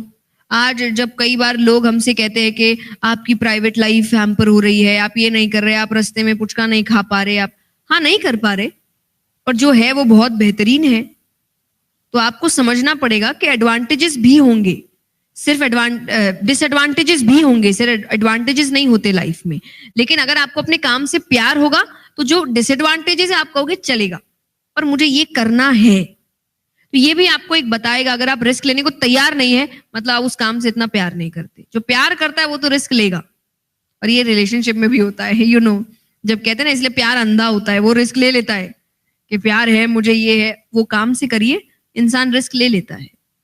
वो लोग जो बहुत भावुक है, बहुत जल्दी जल्दी दिल लगा लेते हैं या अटैचमेंट हो जाता है, और दिल से मतलब मेरा सिर्फ इश्क से नहीं है, यहाँ पर चीजों से दिल लगा लेते हैं, लोगों से दिल लगा लेते हैं, और फिर बहुत जल्दी जल्दी हर्ट हो जाते हैं, और फिर वो उसी में वो जो आपने कहा ना कि हर बात पे रोने की एक आदत हो गई है, तो फिर वो इतने भावुक हैं कि इतने संवेदनशील है कि हर बात उन्हें चुभ रही है, हर बात उन्हें हर्ट कर रही है। नहीं चलेगा, मैं भी बहुत छोटी छोटी बातों पे रोती हूँ। मुझे ऐसा लगता है कि अभी कोई थोड़ा सा चिल्ला दे तो मेरे आंसू गिर जाएंगे, पर दैट्स ओके। वो चीज ड्रैग ऑन नहीं होनी चाहिए कि आज आपको रोना आया, आप 10-15 मिनट की रोए, हो गया। अब आप एक एक हफ्ता उसमें खत्म कर रहे हो, तब आप खराब कर रहे हो चीज। रोना खराब नहीं है कि हाँ रोना आया, रोए, उसके बाद काम पे लग गए वापस कि क्या ठीक करना है क्या नहीं करना है। आप तो एक एक हफ्ता टालते जा रहे हो, उसको सोल्यूशन नहीं निकाल रहे, पूरा पूरा दिन वेस्ट कर रहे हैं। मुझे उस चीज से प्रॉब्लम होती है। तो मैंने कहा ना कि इमोशनल होना अच्छी बात है, और उसको अपनी वीकनेस बना लेना गलत बात होता है। मैं बहुत इमोशनल हूं, मैं बहुत सेंसिटिव हूं, लेकिन जैसा मैंने कहा मैं उसको हावी नहीं होने देती अपने ऊपर, कि वो एक समय तक मुझे फील होगा, उसके बाद जो प्रैक्टिकल सोल्यूशन है मैं उसकी तरफ आगे बढ़ जाऊंगी। मैं उसको 1-2 हफ्ता 1 महीना टान नहीं सकती। तो अगर आप चीजों से जल्दी अटैच होते हैं तो जल्दी डिटैच होना भी सीखिए। जल्दी हर चीज कर रहे हो ना, तो जल्दी दूसरा काम भी करिए कि हाँ ठीक है, जल्दी अटैच हो जाते, जल्दी डिटैच भी हो जाते। मुझे भी है कि मुझे बहुत जल्दी चाहे कोई भी हो, बच्चे हैं बड़े हैं, मुझे बहुत जल्दी रिश्ता बन जाता है। लेकिन अगर मुझे एक बार भी लगा कि हम सेम पेज पे नहीं है, और सेम पेज का मतलब होता चाहे feelings wise, respect wise, opinion wise, मेरे लिए बहुत ईजी होता है डिटैच होना कि नहीं भाई नहीं, सेम पेज पे नहीं है, कोई बात नहीं, चलो खत्म। तो मैं अटैच अगर जल्दी होती हूँ, मैं डिटैच भी बहुत जल्दी हो जाती हूँ, और यही सबसे बड़ा पावर है आपका, जो भगवान गीता जी में फिर कहते हैं डिटैचमेंट होना चाहिए। हर व्यक्ति के अंदर ये शक्ति होनी चाहिए कि वो जो चीज उसको खराब कर रही है, उसको मेंटली डिस्ट्रॉय कर रही है, उससे दूर होना आपके लिए बहुत जरूरी है, वरना आपकी पूरी जिंदगी खराब हो सकती है। बिल्कुल। आगे आने वाले वक्त में आप कथावाचक हैं, सोशल मीडिया इन्फ्लुएंसर हैं, मोटिवेशनल स्पीकर हैं। आगे आने वाले वक्त में क्या हम आपको किसी और नई भूमिका में देख सकते हैं, कोई नए रोल में आप दिख सकती हैं जया किशोरी जी हमें? बिल्कुल। मैं एक एग्जाम्पल देती हूँ कि जब माँ बाप बच्चों को खाना खिलाते हैं तो उनका उद्देश्य है बच्चा खाना खा ले। अब चाहे बच्चा भाग रहा होगा तो वो उसके पीछे भागेंगे, बच्चे को कहानी सुननी है तो कहानी सुनाएंगे, खेल खेलना है तो खेल खिलाएंगे, उसको है कि खाना खा ले। तो मेरा काम है भगवान की बातें, अच्छी बातें, पॉजिटिव बातें आप तक पहुंचे। अब वो तरीका कथा होगा तो मैं कथा करूंगी, मोटिवेशन होगा मैं मोटिवेशन करूंगी, भजन होगा मैं भजन करूंगी, और 10 तरीके आप निकाल के देंगे मैं वो भी करूंगी, क्योंकि मुझे है आप खाना खा लो। तो रास्ते कोई भी होंगे, आई विल डू दैट। मैं उससे कभी भी पीछे नहीं हटने वाली, बस बशर्ते वो काम अच्छा होना चाहिए, लेकिन आई विल डू दैट। तो आप एक नहीं, मुझे बहुत रोल्स में आगे देख सकते हैं, क्योंकि मैं कभी पीछे नहीं हटने वाली। मेरा कोई एक रोल सपना नहीं है, मेरा सपना है मेरा उद्देश्य लोगों तक पहुंचे और जिसमें मेरा भी फायदा है। बिल्कुल, क्योंकि मैं एक मटेरियलिस्टिक लाइफ जी रही हूं और मैं कभी इस चीज से शाय अवे नहीं हो सकती कि मैं नहीं हूं इस चीज में। इसलिए मैं किसी को बोलती भी नहीं कि पैसे मत कमाओ, आगे मत बढ़ो। रिसेंटली मैंने एक सेशन मनी के ऊपर किया था कि आप मनी कैसे कमा सकते हो, मनी को और कई बार लोग कह रहे अरे आप ये कैसे कर रहे, अरे क्यों नहीं, मैंने कथा में कब कहा पैसे मत कमाओ। आपने गृहस्थ चुना है ना, तो कमाना चाहिए आपको, आपका काम है पैसे कमाना, अच्छी लाइफ जीना, बच्चों को अच्छी लाइफ जी। अगर नहीं कमाना है, वैराग्य चुनिए, बीच का रास्ता मत लीजिए, ना यहाँ के ना वहां के। So I am very open with this कि हाँ मेरी फैमिली है, मैं एक फैमिली वाली लाइफ जीती हूँ, मैं एक मटेरियलिस्टिक लाइफ जीती हूँ, बट मेरा काम ये है कि सिर्फ मेरा फायदा नहीं होना चाहिए, मेरे काम से बाकियों का भी फायदा होना चाहिए। उसके लिए मैं हर रोल निभाऊंगी। जब आप कथा वाचन करती हैं तो एक अलग माहौल हो जाता है। मैं ये तो नहीं कहूंगी कि यहाँ पे हमारे पास उतना वक्त भी नहीं होगा, लेकिन कुछ हम अब इस सेशन को हम खत्म करने की ओर जा रहे हैं। तो 4 लाइनों में अपनी मधुर वाणी में जिस तरह से आप एक माहौल क्रिएट कर देती है, एक मैजिक हो जाता है। गुजारिश करूंगी आपसे, और जब जया किशोरी जी अपनी आवाज में कुछ गा रही हो तो आप लोग जरूर तालियों से।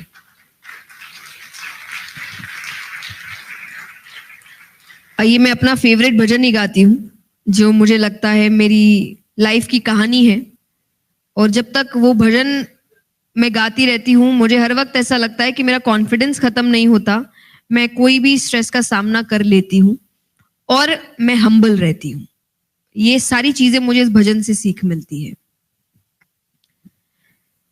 मेरा आपकी कृपा से सब काम हो रहा है, मेरा आपकी कृपा से सब काम हो रहा है। करते हो तुम कन्हैया, मेरा नाम हो रहा है, मेरा आपकी कृपा से सब काम हो रहा है। बहुत जल्दी खत्म कर दिया आपने, 2 लाइन और। बहुत खूबसूरत लग रहा है। तालियों से एक जो लय बनती है उसकी मैंने गुजारिश की थी। 2 लाइन और जया जी, बहुत सुंदर लग रहा है। किशोरी कुछ ऐसा इंतजाम हो जाए, किशोरी कुछ ऐसा इंतजाम हो जाए। जुबां पे राधा राधा राधा नाम हो जाए, जुबां पे राधा राधा राधा नाम हो जाए। किशोरी कुछ ऐसा इंतजाम हो जाए। Thank you. बहुत बहुत धन्यवाद आपका, बहुत बहुत। कहते हैं कि दिल की बात करें तो मन हल्का हो जाता है। उम्मीद करते हैं कि जया किशोरी जी से जो भी उन्हें आपसे सुनने को मिला, सबके मन का जो भार है कुछ वो कम हुआ होगा। बहुत बहुत धन्यवाद आपका, बहुत बहुत आभार Jaya Kishori ji. Thank you so much. और अमर उजाला को उनके 75th एनिवर्सरी के लिए बहुत बहुत शुभकामनाएं।